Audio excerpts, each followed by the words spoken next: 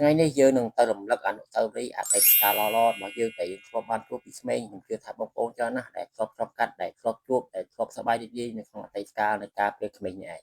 រឿងរ៉ាវភាពជឿចាប់ភាពសប្បាយរីករាយជាច្រើនគឺយើងជួបនៅពេលនៅកុមារនេះហើយចាំថានេះគឺអតីតកាលរបស់យើងគឺយើងទៅរំលឹកសារជាតិថ្មីគឺយើងទៅលេងបាល់ជាមួយនឹងក្មេងៗនៅក្នុងភូមិនៅតាមវាលស្រែដែលយើងធ្លាប់លេងពីមុនមកនេះគឺជាបេក្ខភាពទៅបាល់ពេលទី2រូបដើម្បីប្រកួតឈ្នះលុយហើយនេះគឺជាបេក្ខភាពអ្នកចាំទីរបស់យើងជាធម្មតាការលេងបាល់បើសិនជាយើងលេងមិនភ្នាល់អ្វីមួយមិនដាក់អ្វីមួយគឺលេងមិនខំលេងមិនប្រឹងទេបាទចឹងហើយគឺយើងមានតែដាក់លុយដើម្បីឲ្យពួកគាត់ខំប្រឹងឲ្យពួកគាត់ព្យាយាមលេងឲ្យសប្បាយលេងឲ្យអស់ពីចិត្តចឹងពួកគេក្នុងម្នាក់នឹងធ្វើការទាត់បាល់ចំនួន3ដងបើសិនជាគាត់ចូលបានមួយគ្រាប់500ចូលប៉ុន្តែបើសិនជាគាត់អត់ចូលទេលុយនឹងប្រគល់ទៅឲ្យអ្នកចាំទីយល់ទេលក្ខខណ្ឌលក្ខខណ្ឌងាយអ្នកដែលធ្លាប់លេងអ្នកដែលធ្លាប់ឆ្លងកាត់គឺយើងយល់ហើយចំពោះលក្ខខណ្ឌទាំងអស់នេះចឹងចំពោះការពេលទាំងទីគឺយើងយកគ្រឹះស្រែមួយចំហៀងហើយនឹងប្រគល់អរិស័យមួយចំហៀងដើម្បីធ្វើការទាត់ចឹងពួកគាត់ត្រូវតែប៉ាអ្នកណាឈ្នះធ្វើការទាត់មុននេះគឺជាបេក្ខភាពអ្នកទាត់ពេលទីដំបូងរបស់យើងគឺប្រុសម៉ៅរបស់យើងគឺមកពី Inter Miami 1 2 3ចូលរត់អើយស៊ូអូ500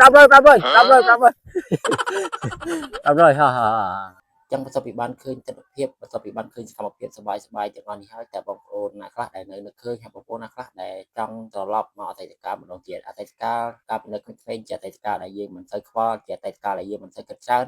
ជាអតីតកាលដែលយើងដើរលេងជុំមិត្តភក្តិដើរលេងជុំបងប្អូនគឺសប្បាយគ្រប់ទីកន្លែងពិសេសគឺនៅតាមវាលស្រែពេលល្ងាចនឹងឯងជាពេលវេលាដែលយើងសម្រាកពីការរៀនសូត្រជាពេលវេលាដែលយើងសម្រាកពីការងារផ្ទះហើយយើងមកជុំគ្នានៅតាមវាលស្រែគឺយើងជួបជុំសប្បាយគឺលេងសប្បាយកម្សាន្តផ្សេង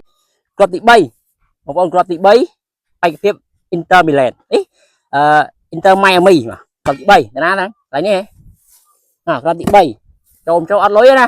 ដល់ចូលបានលុយទៅអ្នកចាំទីហើយបាទចាប់ដើម1 2 3លឿនអូអត់ចូលអត់អ្នកចាប់ទីទៅខ្លួនបានល្អវិញអ្នកចាប់ទីអូបាទស្មាន2ហើយអូលុយស្ទាត់បាត់ហើយ1 2 3ចាប់ដើមទៅអូចូលទេអត់ចូលនេះជាគ្រាប់បាន3គ្រាប់ទៅចូល2គ្រាប់នេះទៅចូល1គ្រាប់មកបន្ទាប់មកយើងធ្វើការតេស្តសមត្ថភាពរបស់យើងសារឡើងវិញយើងឃើញថាសមត្ថភាពរបស់យើងគឺនៅតែល្អដូចស្មេងអញ្ចឹងបងប្អូនបាទអញ្ចឹងបន្ទាប់ពីយើងបញ្ចប់បេសកកម្មហើយគឺយើងចាប់ផ្ដើមធ្វើការចែកលុយគ្នាបងប្អូនតិចតួចទេបងប្អូនមិនច្រើនទេប៉ុន្តែជាភាពសប្បាយរីករាយជាការរំលឹកអនុស្សាវរីយ៍ឡើងវិញអញ្ចឹងណាចឹងអ្នកណាធ្វើបានល្អយើងបានលុយប៉ុណ្ណឹងអ្នកណាធ្វើមិនសូវបានល្អគឺអត់លុយតាមហ្នឹងឯងបាទចឹងគឺវាមិនច្រើនទេប៉ុន្តែវាជាក្តីសុខប៉ុន្តែវាជាអតីតកាលដែលយើងធ្លាប់ឆ្លងកាត់ដែលយើងធ្លាប់ធ្វើពីមុនមកវាជាអតីតកាលដែលសប្បាយរីករាយដែលយើងមិនអាចបំភ្លេចបានមិនថាខ្ញុំមិនថាបងប្អូនទាំងអស់គ្នាទេ